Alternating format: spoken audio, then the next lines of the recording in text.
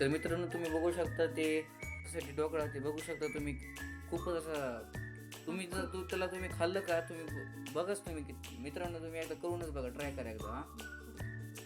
आणि तर मित्रांनो त्यासोबत एकदा खाऊन बघा तुम्ही लेस नंबर 1 लागते बघा. हा बघा तुम्ही खाऊन बघा एकदा हो का. काही घरचे कोणी सुद्धा तुम्हाला काय म्हणणार नाही एवढा भारी होतं हे ढोकळा. आणि ढोकळा असल्यामुळे आपल्याला खाऊ वाटते आणि वरून ते उपवासासाठी ना. नमस्कार, स्वागत आहे तुमचं आपल्या स्पाइस कर्नाटू चॅनलमध्ये. तर आज आपण उपवास स्पेशल ढोकळ्याची रेसिपी बनवली आहे. कारण आता आपण महाशिवरात्रीसाठी एक उपवासाचे पदार्थ म्हणून सिरीज चालू केलेली आहे. तर त्यातला पहिला पदार्थ आहे. तर सुरुवातीला माझा मुलगा बोललेला आहे.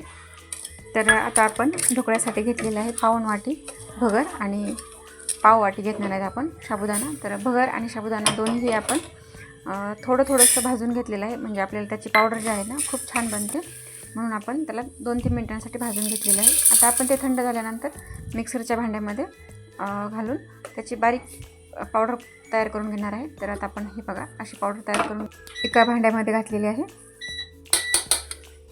खूप झटपट होणार आहे. आणि जेव्हा आपल्याला उपवासासाठी साबुदाण्याची खिचडी पण खायला सर्वजण टाळतात आणि तेलकट पदार्थसुद्धा खायला सर्वांनाच नकोशे वाटतात. मग त्यावेळेला आपण असा ढोकळा बनवून नक्कीच खाऊ शकतो आणि आपल्याला अजिबात पोटाचासुद्धा कुठलाच त्रास होणार नाही आणि बनवायलासुद्धा एकदम सोपं आहे. त्यामुळं तुम्ही सहज बनवू शकता. आता आपण ती पावडर घेतलेली आहे, त्याच्यामध्ये घातलेलं आहे मीठ आणि 2 चमचे साखर घातलेलं आहे. नंतर घातलेलं आहे आपण 2 चमचे दही आणि आता हे आपण थोडंसं पाणी घालत आपण ह्याचं एक बॅटर तयार करून ठेवणार आहे.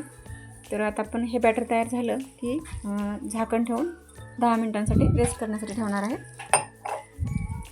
पाणी थोडंसंच घालायचं आहे, कारण जास्त पाणी झालं तर मग ते बॅटर पातळ होण्याची शक्यता असते.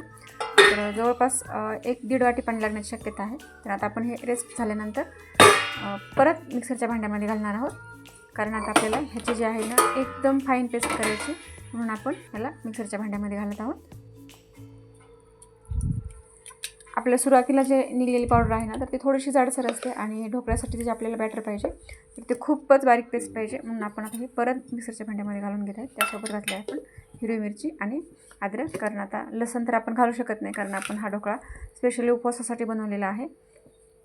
आता आपलं बॅटर हे एकदम बारीक तयार झालेलं आहे. आता आपण घातलेलं आहे वरतून इनो आणि इनो घातल्यानंतर 2 चमचे पाणी घालायचं आणि परत आपण थोडंसं मिक्स करून घ्यायचं. म्हणजे इनो जो आहे ना तो बॅटरमध्ये मिक्स झाला पाहिजे. थोडंसं फास्ट हलवायचं म्हणजे मिश्रण आपलं व्यवस्थित तयार होतं. आणि आपण आता साईडला गॅस सुरू करून गॅसवर पाणी उकळत ठेवलेलं आहे, कारण आपल्याला स्टीम करण्यासाठी पाणी अगोदरच उकळत ठेवलेलं पाहिजे. आता आपण एका भांड्याला थोडंसं तेल ग्रीस केलेलं आहे. आता आपलं पाणी खाली उकळलेलं आहे आणि वरून आपण हा डब्बा ठेवलेला आहे कुकरचा, त्याच्यामध्ये आपण हे तयार बॅटर टाकलेलं आहे आणि वरून लगेच झाकण ठेवायचं. इथं थोडासाही वेळ गेला नाही पाहिजे. तर आता आपण त्याच्यासोबत खाण्यासाठी एक चटणी बनवलेली आहे. त्यासाठी मी घेतलेली आहे खजूर, मीठ, शेंगदाणे आणि हिरवी मिरची तुम्ही तुमच्या आवडीनुसार घेऊ शकता, कमी किंवा जास्त. आणि त्याच्यासोबतच आपण अर्धा लिंबू पण पिळणार आहोत, कारण आंबट गोड चटणी झाली पाहिजे. आणि खजूर नसेल तर तुम्ही गूळ घातला तरीही चालतो किंवा साखर घातली तरीही चालतं. मी थोडीशी वेगळ्या चवीची करण्याचा प्रयत्न केला तर छान झाली होती. आता आपण हे लिंबू पिळून घेतलेलं आहे आणि पाणी तुम्ही तुमच्या आवश्यकतेनुसार कमी किंवा जास्त पण घातलं तरीही चालतं. हे बघा मी अशा प्रकारे ही चटणी पण बनवलेली आहे ढोकळ्यासोबत खाण्यासाठी. आणि आता आपल्या ढोकळ्याला 10 मिनिट झालेले आहेत. आता आपण एकदा चेक करू आपला ढोकळा झालेला आहे की नाही. आता हा चाकू आहे, मी तो मध्ये घालून पाहिला तर थोडंसं चिकट लागलं चाकूला. मी परत आणखीन 5 मिनिटांसाठी ठेवलेला आहे. आता आपला ढोकळा परफेक्टली तयार झालेला आहे. एकदम स्पंजी बनतो आणि एकदम कमीत कमी साहित्यामध्ये एकदम हलका फुलकं खायचं असेल आपल्याला आता ह्या महाशिवरात्रीसाठी, तर तुम्ही नक्की हा ढोकळा ट्राय करू शकता.